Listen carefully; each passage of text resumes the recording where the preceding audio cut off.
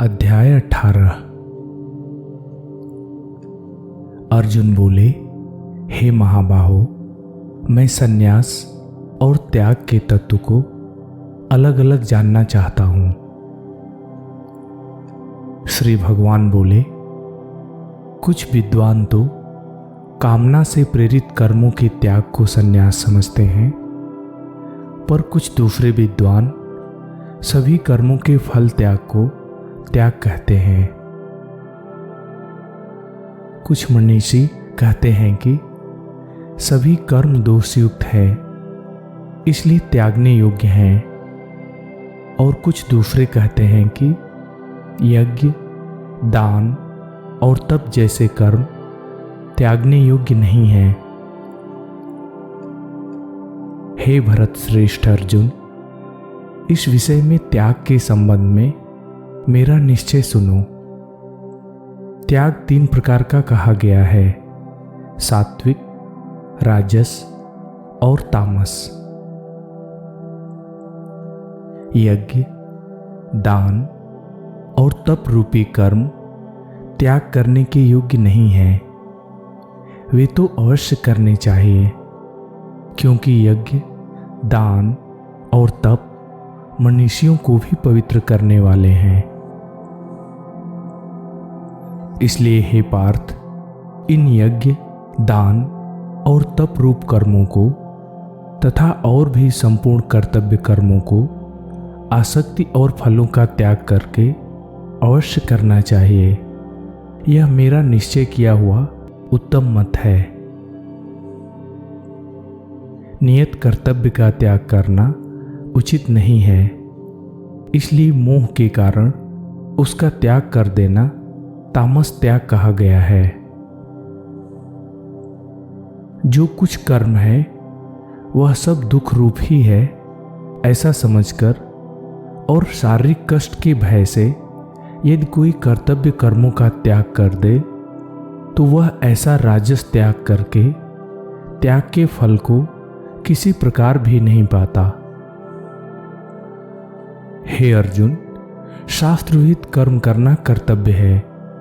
इस भाव से आसक्ति और फल का त्याग करके जो त्याग किया जाता है वही सात्विक त्याग माना गया है। जो मनुष्य अकुशल कर्म से द्वेष नहीं करता और कुशल कर्म में आसक्त नहीं होता, वह शुद्ध सत्वगुण से युक्त पुरुष, संशय रहित, बुद्धिमान और सच्चा त्यागी है। क्योंकि शरीरधारी किसी भी मनुष्य द्वारा संपूर्णता से सब कर्मों का त्याग किया जाना संभव नहीं है। इसलिए जो कर्म फल त्यागी है वही त्यागी है, ऐसा कहा जाता है। कर्म फल का त्याग न करने वाले मनुष्यों के कर्मों का तो अच्छा, बुरा और मिला हुआ ऐसे 3 प्रकार का फल अवश्य प्राप्त होता है, परंतु कर्म फल का त्याग कर देने वाले मनुष्यों के कर्मों का फल किसी काल में भी नहीं होता। हे महाबाहो, कर्मों की सिद्धि के ये 5 कारक सांख्य शास्त्र में कहे गए हैं, उनको तुम मुझसे भली भांति जानो। इस विषय में अर्थात कर्मों की सिद्धि में ये 5 कारक हैं। अधिष्ठान अर्थात जिसके आधार पर कर्म किए जाते हैं, कर्ता, करण अर्थात जिन इंद्रियों और साधनों द्वारा कर्म किए जाते हैं, चेष्टा, और दैव अर्थात पहले से किए हुए शुभ अशुभ कर्मों के संस्कार। मनुष्य मन, वाणी और शरीर से शास्त्रानुकूल अथवा विपरीत जो कुछ भी कर्म करता है उसके ये 5 कारण हैं। परंतु ऐसा होने पर भी जो मनुष्य अशुद्ध बुद्धि होने के कारण उन कर्मों के होने में केवल शुद्ध स्वरूप आत्मा को कर्ता समझता है, वह मलिन बुद्धि वाला अज्ञानी यथार्थ नहीं समझता। जिस पुरुष के अंतःकरण में मैं करता हूँ ऐसा भाव नहीं है तथा जिसकी बुद्धि सांसारिक पदार्थों और कर्मों में लिप्त नहीं होती, वह पुरुष इन सब लोगों को मार कर भी वास्तव में न तो मारता है और न पाप से बंधता है। ज्ञाता, ज्ञान और ज्ञेय ये तीनों प्रकार की कर्म प्रेरणा है और कर्ता, करण तथा क्रिया ये तीनों प्रकार का कर्म संग्रह है। गुणों की संख्या करने वाले शास्त्र में ज्ञान, कर्म तथा कर्ता के गुणों के 3 प्रकार के भेद कहे गए हैं। उनको भी तुम मुझसे भली भांति सुनो। जिस ज्ञान से मनुष्य पृथक पृथक सब भूतों में एक अविनाशी परमात्म भाव को विभाग रहित समभाव से स्थित देखता है, उस ज्ञान को तुम सात्विक जानो। जिस ज्ञान से मनुष्य संपूर्ण प्राणियों में भिन्न भिन्न प्रकार के भावों को अलग अलग जानता है, उस ज्ञान को तुम राजस जानो।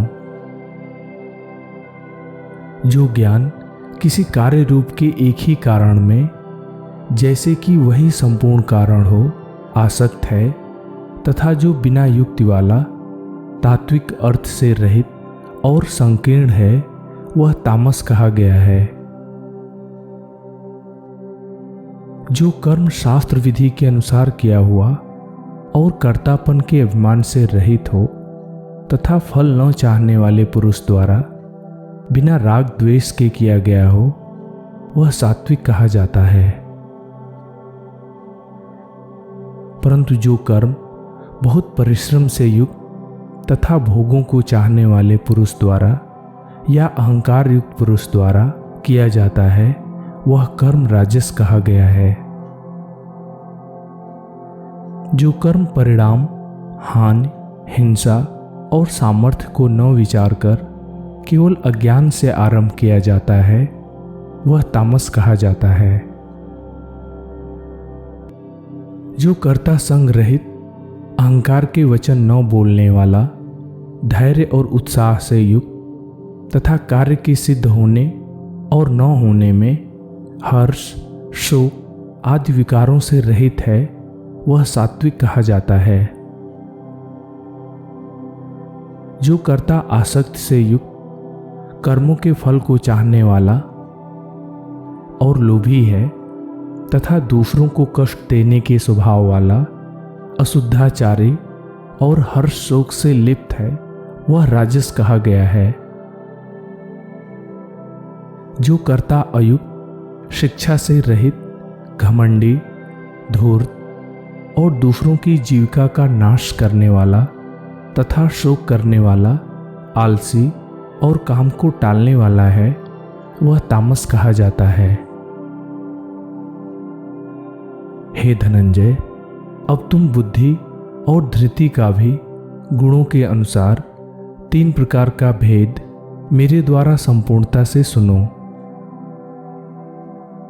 हे पार्थ, जो बुद्धि प्रवृत्त मार्ग और निवृत्ति मार्ग को, कर्तव्य और अकर्तव्य को, भय और अभय को तथा बंधन और मोक्ष को यथार्थ जानती है, वह बुद्धि सात्विकी है।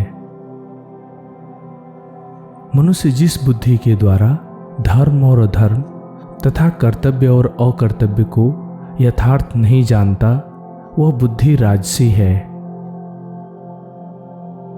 हे अर्जुन, जो तमोगुण से घिरी हुई बुद्धि अधर्म को भी यह धर्म है ऐसा मान लेती है तथा इसी प्रकार अन्य संपूर्ण पदार्थों को भी विपरीत मान लेती है, वह बुद्धि तामसी है।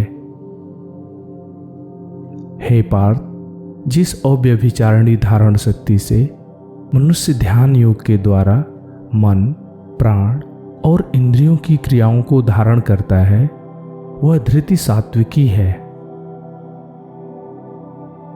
परंतु हे प्रथापुत्र अर्जुन, फल की इच्छा वाला मनुष्य जिस धारण शक्ति के द्वारा अत्यंत आसक्ति से धर्म, अर्थ और कामों को धारण करता है, वह धारण शक्ति राजसी है। हे पार्थ, दुष्ट बुद्धि वाला मनुष्य जिस धारण शक्ति के द्वारा निद्रा, भय, चिंता और दुख तथा उन्मत्तता को धारण किए रहता है, वह धारण शक्ति तामसी है। हे भरत श्रेष्ठ, अब 3 प्रकार के सुख को भी तुम मुझसे सुनो।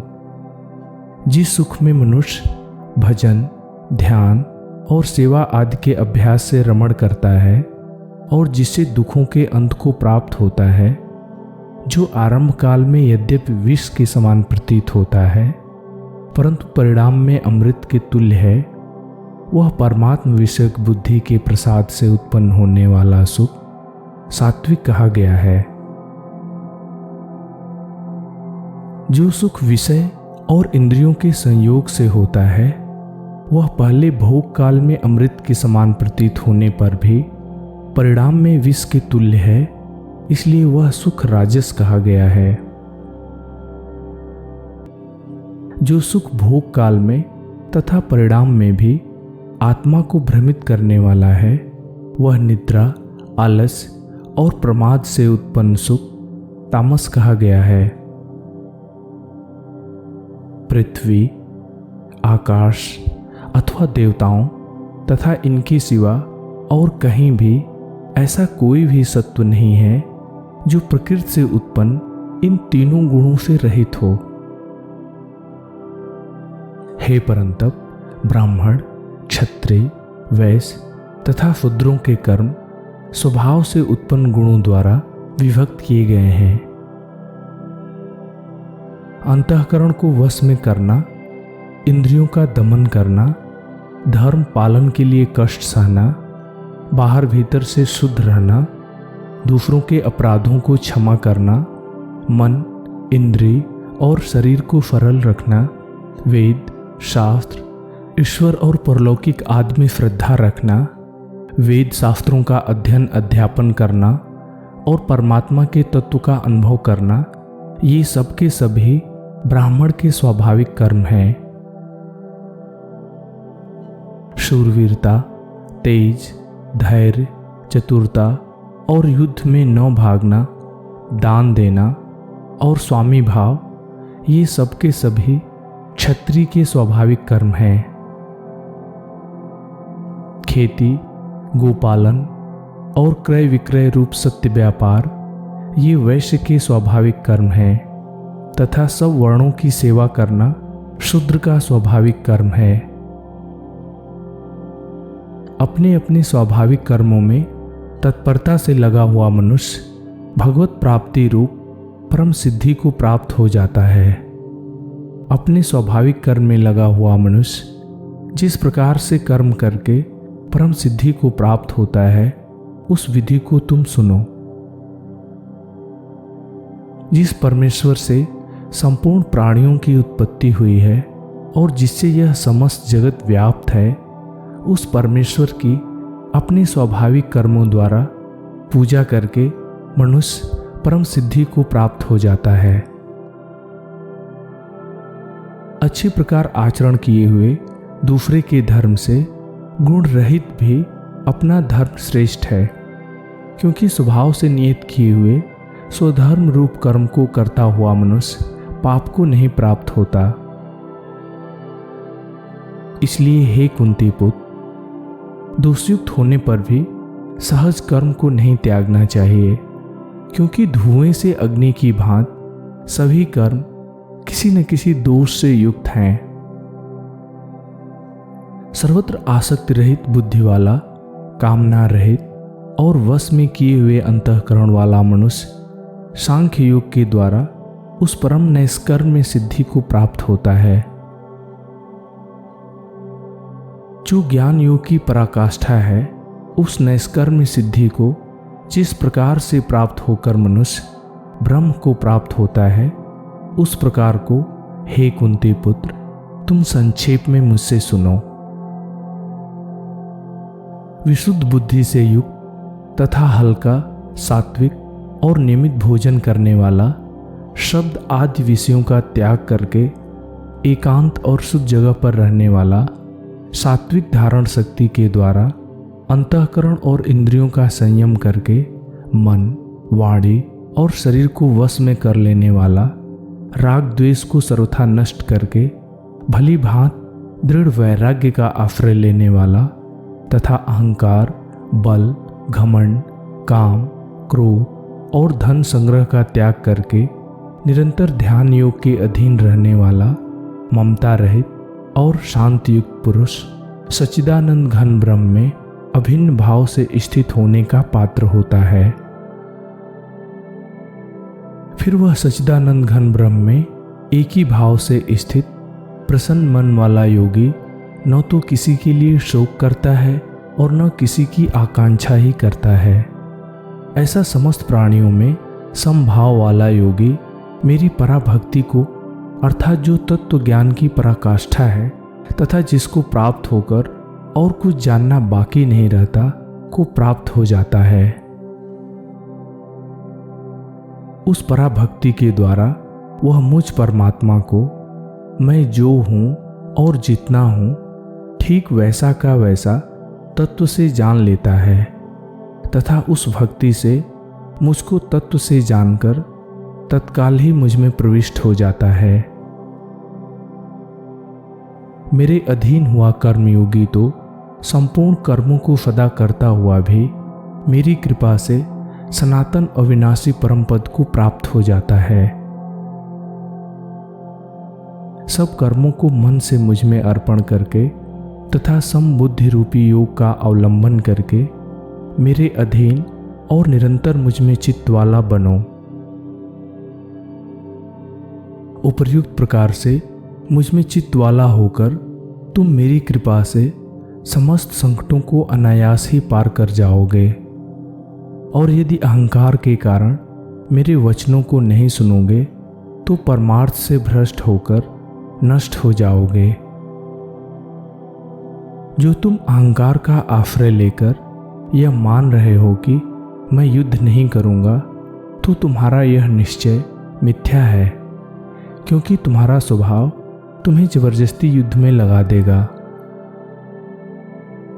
हे कुंती पुत्र, जिस कर्म को तुम मोह के कारण करना नहीं चाहते, उसको भी अपने पूर्वकृत स्वाभाविक कर्म से बंधा हुआ परवश होकर करोगे।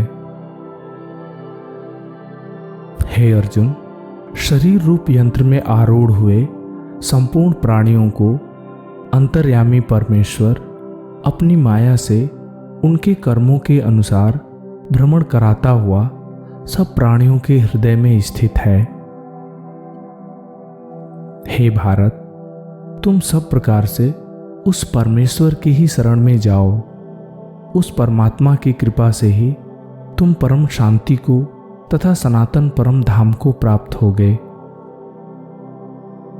इस प्रकार यह गोपनीय से भी अति गोपनीय ज्ञान मैंने तुमसे कह दिया।